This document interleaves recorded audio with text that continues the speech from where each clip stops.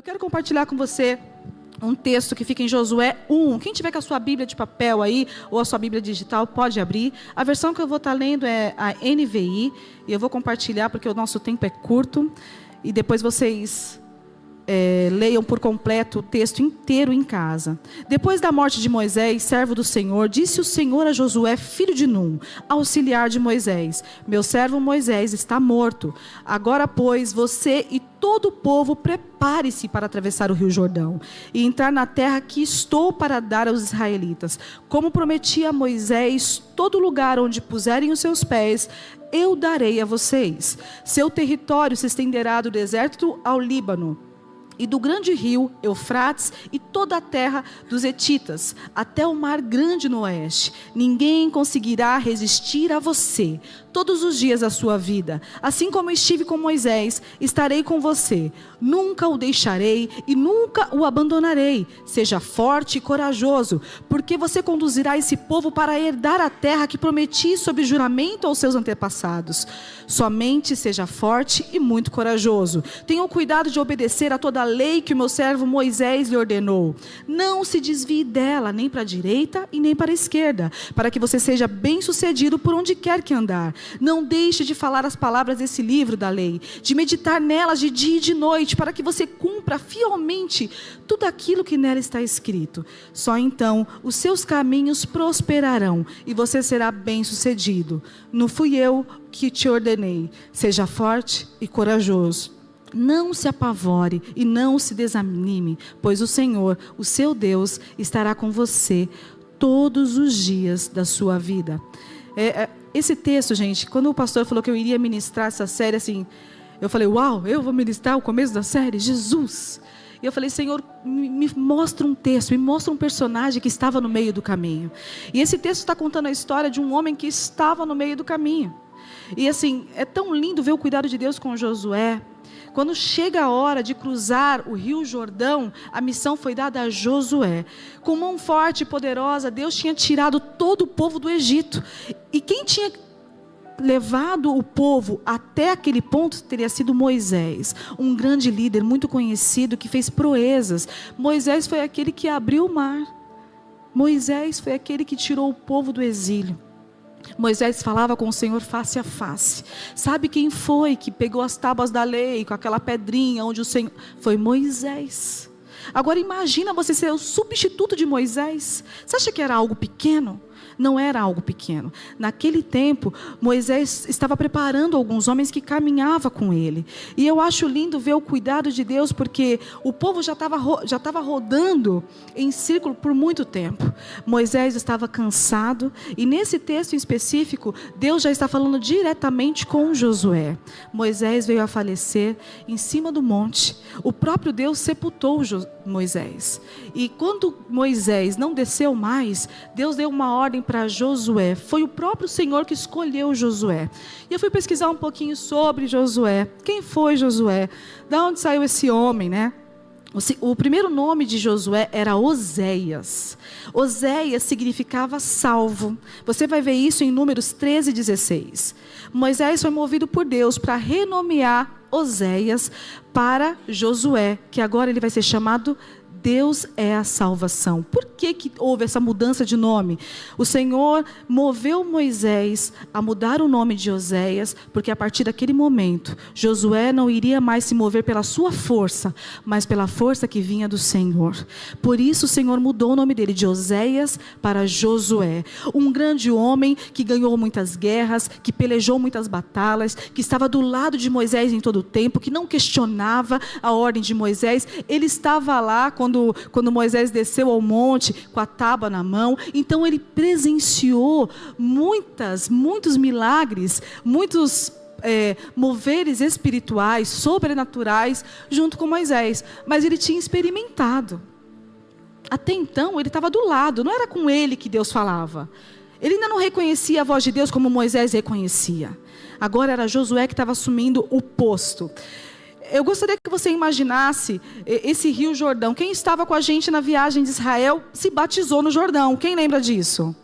O Rio Jordão, um rio calmo, né? Mas nessa época, o texto diz que o Rio Jordão, ele era grande e numeroso de água. E o povo havia chegado ali.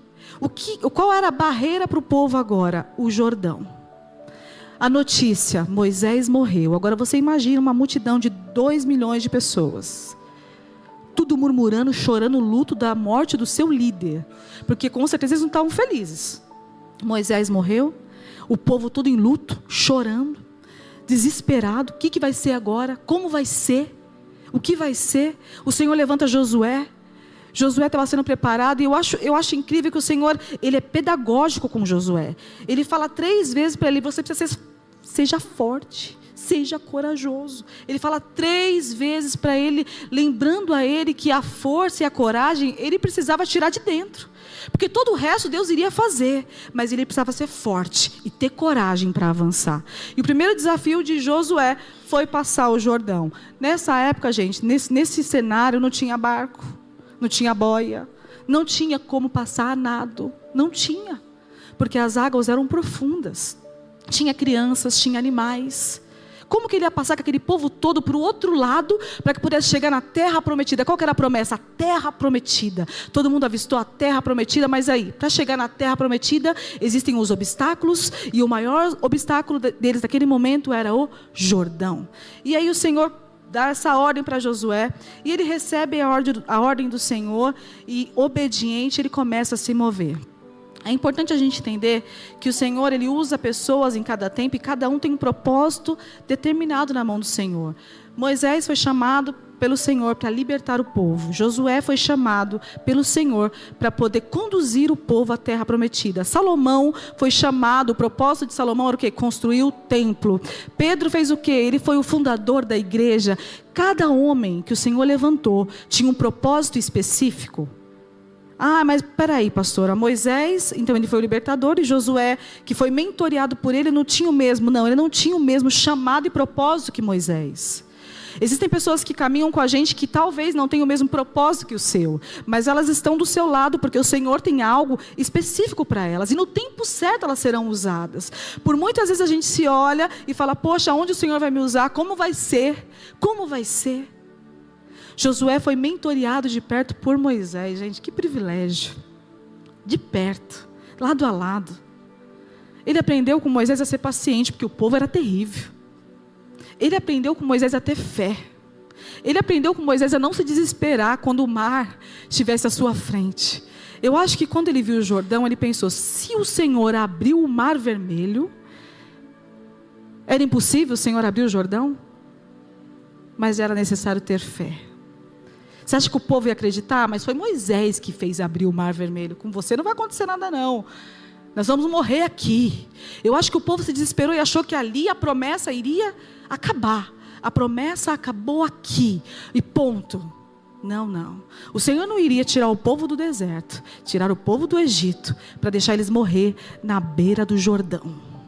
Por muitas vezes você está em frente a um obstáculo e está achando que acabou. Pastor, aqui acabou. Cheguei no meu limite. A senhora não sabe como está a minha conta, o pessoal está batendo na minha porta, meu casamento acabou, os meus filhos se perderam. Eu não sei qual é o obstáculo que está à tua frente, mas eu conheço um Deus que Ele abre o mar. Eu conheço um Deus que muda decretos, eu conheço um Deus que cura, um Deus que liberta, e Ele continua sendo o mesmo de ontem, de hoje. Ele continua agindo em nosso meio. Entender o nosso chamado e o nosso propósito é fundamental para continuar. Quando eu leio tudo isso, eu fico só imaginando a multidão na cabeça de Josué falando: você não vai conseguir. Que multidão serve para isso. É difícil conseguir 10 para caminhar, que a gente fala vai, que vai dar certo. Agora a multidão para falar que não vai dar, que você não vai conseguir, olha para você, olha o seu tamanho. Mas Josué não cruzou os braços dele, muito pelo contrário. Ele se colocou em posição de guerra e falou: nós vamos avançar. O cenário não mudou a promessa. E quando o Senhor falou para eles: prepare-se e vá, no meio da sua jornada, ele viu o Jordão. Como ele tinha sido treinado por Moisés, ele avançou. Sem coragem, presta atenção aqui. Sem coragem, você pode até ter uma visão boa, mas você não vai sair do lugar. Ai, pastora, eu não tenho coragem. Não vai sair. Você pode ter uma visão incrível, extraordinária, mas sem coragem você não vai romper. Sem constância você não vai romper. É necessário ter coragem para avançar. Deus não tem limitação em frente à crise. Deus não se omite em meio à crise. Deus continua constante em meio à crise. E na crise nós podemos ver o sobrenatural de Deus. É só na crise. É só no momento de maior dificuldade que você vai ver um milagre. Se tiver tudo bem, você vai ver milagre? Não. Então é necessário algumas adversidades para você ver que o seu Deus é o suficiente para aquilo. O segundo ponto que chama a minha atenção é quando o Senhor fala que Ele precisa ser forte e corajoso. Parece até repetitivo, mas por muitas vezes, quando eu como sou mãe, por muitas vezes a gente fala para o filho, não vai, não faz isso. Ou quando eles precisam, né? A Giovana quando vai ministrar, a Maria Clara, eu falo, não, vai, Deus é contigo, a gente encoraja. Eu lembro do pastor Vitor, quantas vezes ele tentou fugir das ministrações, quando a gente estava em Salvador, e a gente chegou até lá. Ele falou, eu vou embora, eu não vou pregar não. Estou indo embora, Vanessa, eu não vou ficar aqui não. Eu falei, não, você vai. Você vai. Você é forte, você é corajoso, e o Senhor te levantou para esse tempo. Por muitas vezes está faltando pessoas ao nosso lado para nos encorajar. E se não tiver essa pessoa do seu lado, você vai precisar extrair essa coragem. E essa coragem vai ter que vir do alto. Tem que falar, Senhor, me dá coragem. Me dá força, Senhor, para enfrentar esse gigante. Se ele tivesse desistido ali, talvez hoje ele não estaria aqui pregando. Se ele não tivesse enfrentado aquele medo, aquele temor daquela multidão de 800 pessoas para um novo pregador, ele talvez não estaria hoje aqui com uma igreja tão grande, tão linda. Ele precisou enfrentar esse gigante. Se você não enfrentar o seu gigante, você não vai conseguir avançar. O terceiro passo foi avance. Chegaram a Jordão e os seus pés se molharam na beira das águas, porque o Jordão transbordava sobre todas as ribanceiras, todos os dias. Isso está em Josué 3,15. O Jordão então transbordava. Para atravessar o seu e o meu Jordão, é preciso viver com um peito encharcado de ânimo e coragem. Por muitas vezes o desânimo vai bater a sua porta, por muitas vezes o cenário pode ser desfavorável, mas você vai precisar encher o seu peito de força e coragem e avançar na direção do Senhor. Pastora, mas eu não tenho força. Pastora, eu não tenho estrutura. Pastora, eu não consigo. Pastora, eu não tenho recursos. Você precisa entender que o seu capital e o meu capital, o nosso capital, quando nós cremos no Senhor, ele vem pela fé. Nós, quando começamos a empresa de reformas, nós não tínhamos capital, nós não tínhamos estrutura e nós começamos. E o Senhor honrou. Essa empresa deu sustento para a nossa casa até hoje. Foi uma empresa assim, se você entrar no Google, você não vai ver nenhuma reclamação. Sempre trabalhamos com excelência. A empresa começou comigo, com meu esposo. Eu atendi o telefone, ele saía para a rua. Quem quer faz, quem não quer, dá desculpa. Você tem tudo em mãos. Hoje em dia, com o celular, você consegue fazer vendas, você consegue se mover. Só fica desempregado hoje. Vou falar a verdade, gente. Tem gente vendendo água no farol, vendendo bombom, vendendo trufa, vendendo... Se move. Você se move, o Senhor começa a agir. O Senhor começa te dando estrutura para você poder crescer. A gente quer começar grande. A gente quer ser uma multinacional. A gente quer ter uma loja. A gente quer ter um escritório lá no centro comercial. A gente quer ser... É necessário começar pequeno. É necessário entender o nível que você está. Mas não ficar paralisado naquilo. Pastor, o que eu tenho é isso. E o meu capital é a fé. A fé que eu tenho no meu Deus que vai multiplicar. Então se mova por fé. Use o capital que vem do céu. A pastora Jo costuma falar que o dinheiro às vezes não está na conta, mas está lá em cima. Então move o mundo espiritual. Fala, Senhor, não está na minha conta não, mas eu quero acessar. Oferte, se mova. Se mova em fé e veja o milagre acontecer. Tudo que nós construímos foi começando do primeiro degrau. Ninguém começa grande. Ninguém. Só começa grande quem tem estrutura familiar, quem vem de um berço de luxo, um berço de ouro. Aí é fácil começar grande. Agora, é tão lindo você poder sentar com seus filhos à mesa e falar, eu lembro disso, mãe. Eu lembro daquilo, pai. Eu lembro, pai, quando o Senhor começou. É lindo ver o crescer do Senhor nas nossas vidas. O milagre do Senhor, gradativo. Cada ano, O Senhor está fazendo algo novo em nós. E a gente transborda isso para a igreja, a gente encoraja vocês. Por isso, quando o pastor fala que a nossa igreja é uma igreja empreendedora, e é lindo ver que as pessoas me procuram, pastor, eu estou abrindo uma loja, pastor, eu estou fazendo. Eu recebi esses dias um kit da Joyce, da Andrea. Ela foi fazer um lançamento do produto lá em Dubai, gente. O povo da Eva é tudo doido.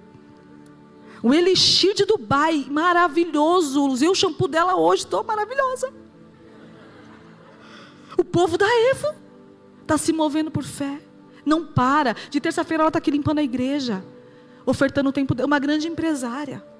Está aqui ofertando. Ela vem todo começo de mês. É carrinhos que ela traz de alimento. Ninguém precisa ver o que ela está fazendo. Ela está fazendo. Ela está se movendo em fé. Você acha que Deus não está vendo? Logo, logo vocês vão ouvir falar da Joyce aí fora do mundo. Aí em Dubai. Aí nós vamos falar, era da Evo, é da Evo. Glória a Deus por isso. Só toma posse quem se move em fé. Se você não está vivendo milagre, pode falar, não é culpa de Deus não. Não é culpa do pastor Vitor, nem é culpa da pastora Vanessa. Está faltando fé em você. Constância tem a ver com fé. A gente só não se movimenta quando nem a gente acredita mais. Fica difícil. Quando você perde a credibilidade em você, não tem como você se mover em fé. Mas quando você não acredita em você, tem um Deus que fala, eu acredito em você. O seu papel, filho, é ser forte e corajoso, avança. Quando nós não acreditamos mais, o Senhor fala, eu continuo acreditando. Então vai, seja forte e corajoso, avance. E o Senhor dá algumas coordenadas para Josué, além de se manter constante, além de viver olhando e enxergando a promessa, porque eles estavam ali no Jordão e eles conseguiam ver a terra prometida.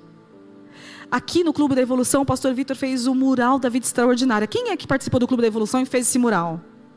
Gente, quem não fez, eu convido você a fazer. Está no meio do ano, tudo bem, começa agora. Pega algumas fotos do que você quer ser, de como você quer que seja a sua casa no futuro. O carro que você sonha, não vai pegar os carros meia boca não, pega o carro que você sonha. A família que você sonha. O emprego que você, o salário que você quer ganhar, coloca lá uma foto com os números lá, os dígitos. Isso é um mural da vida extraordinária. Eu olhei para o mural do meu marido esses dias. E já tem que fazer outro mural. Porque você já passou tudo aquilo que você colocou o ano passado. Tudo é possível ao CRI? Tudo é possível a quem? Com essa fé aí, tudo é possível a quem? Tem que crer, gente. Faça isso, faça esse exercício em casa. Faça esse mural, olhe para ele e fala, Senhor, esses são os meus planos. A palavra diz que os planos vêm do homem, mas a realização vem do Senhor, Pai. Que eu tenha maturidade, Senhor, para poder conquistar. Que eu tenha força e ânimo para conquistar. Porque eu sei que o Senhor já liberou todas as bênçãos do céu para a minha vida. Você já tem acesso, você não está tendo acesso porque você não está se movendo. Você não está desfrutando do melhor de Deus porque você não se move. É como se você estivesse sentado à beira de um pé de laranjas, morrendo de vontade de um suco de laranja. Só está faltando ir lá e pegar. Está faltando atitude.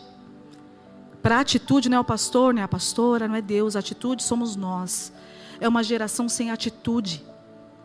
É uma geração que fica ali sentadinha esperando. Cruza os braços e chora e se lamenta, porque fulano com esse clã. Aí começa a se comparar com todo mundo. Ai, pastora, você chega na rede social, você até chora, gente. Porque o povo está lá mostrando tudo que tem. Você está, Senhor Jesus, você pode ter mais do que eles. E nem vai precisar mostrar para ninguém. Se mova para conquistar aquilo que o Senhor já liberou para você. Em nome de Jesus. Eu quero compartilhar alguns versículos para que você possa guardar aí. Quando clamei, tu me respondeste, deste-me força e coragem. Isso está em Salmo 138, 3. Por isso não desanimamos, embora exteriormente estejamos desgastados, interiormente estamos sendo renovados dia após dia. Isso está em 2 Coríntios 4,16. O texto que nós lemos, o texto principal, tem um trecho que diz, não se desvie nem para a direita e nem para a esquerda. Tenham cuidado de obedecer toda a lei que o meu servo Moisés lhe ordenou. Não se desvie, para que você seja bem-sucedido por onde quer que você vá. O Senhor está dando a direção. Esse texto está entregando chaves para a gente. É necessário se manter. ouvindo a voz de Deus, em obediência, não se desviar nem para a direita e nem para a esquerda. Pastora, mas como que eu vou fazer isso? Tem dia que eu não estou bem, tem dia que eu não consigo, tem dia que eu não quero levantar da cama. Constância, é todo dia. O versículo está falando todos os dias da sua vida. Se mantenha constante, se mantenha na palavra, se mantenha buscando ao Senhor, obedeça às ordenanças, ouça a voz de Deus, se mova em fé, porque o Senhor, no versículo seguinte ele diz, é lindo a promessa que ele diz para a gente, que ninguém te resistirá, ninguém. Satanás vai ver você levantando e vai falar, vixe, levantou. É desse jeito. Você vai levantar e vai falar assim, ele levantou de novo, mais um dia. Você já vai levantar orando e falando, Senhor, eu apresento o meu dia a Ti. Me dê ânimo, me dê coragem que eu vou avançar, eu vou ser constante, Senhor.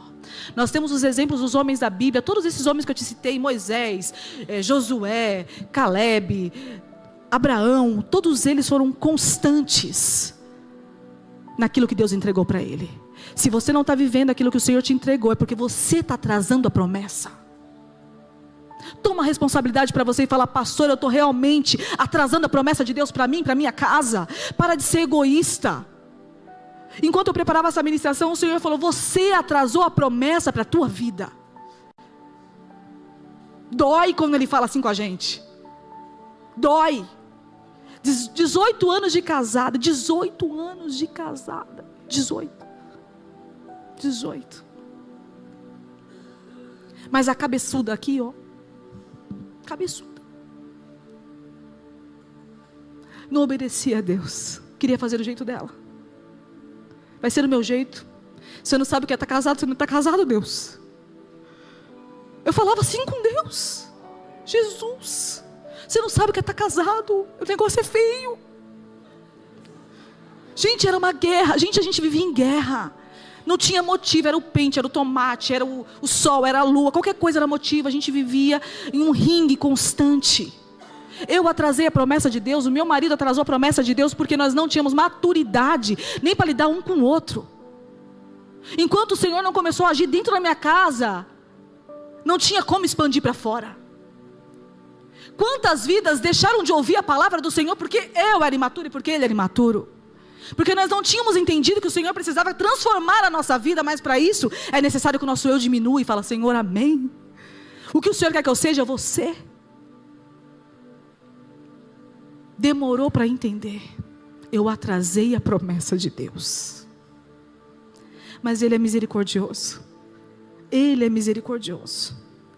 Porque hoje eu posso olhar para trás e falar, Senhor, obrigada por não ter me deixado na beira do Jordão. Porque por muitas vezes eu fiquei anos na beira do Jordão, olhando para o Jordão e falando, não, eu não vou passar. Eu não vou passar, o Senhor não sabe o que eu estou passando, se eu passar eu vou me afogar. Porque eu não tinha fé suficiente para avançar, o meu maior obstáculo era eu mesma. E por muitas vezes o nosso maior obstáculo somos nós mesmos. Nós impedimos a promessa de Deus. Nós impedimos o crescimento do Senhor no ministério profissional, espiritual, conjugal. O Senhor quer que você avance em todas as áreas, mas você está impedindo todas as áreas e depois culpa a Deus. Para de culpar o Senhor. Tome autorresponsabilidade e fala, Senhor, o que eu tiver que fazer, eu vou fazer, porque eu sei que o sobrenatural o Senhor já está fazendo. E não é visível, porque eu sou teimosa. Eu já estava vivendo o sobrenatural e não sabia, porque a gente era um milagre. Estar junto já era um milagre, já era sobrenatural. As pessoas olham para a gente e falam, ai, eu queria ser igual a vocês. Eu falo, então, tenha maturidade rápido. Ouça o Senhor, obedeça. Aprenda o seu lugar. Se mantenha, obedeça, obedeça, obedeça. O que Deus tem para você é muito grande. Talvez você tenha recebido uma promessa quando você era criança. Talvez alguém chegou para você e falou, você vai ser isso, você vai ser pastor, vai ser missionário.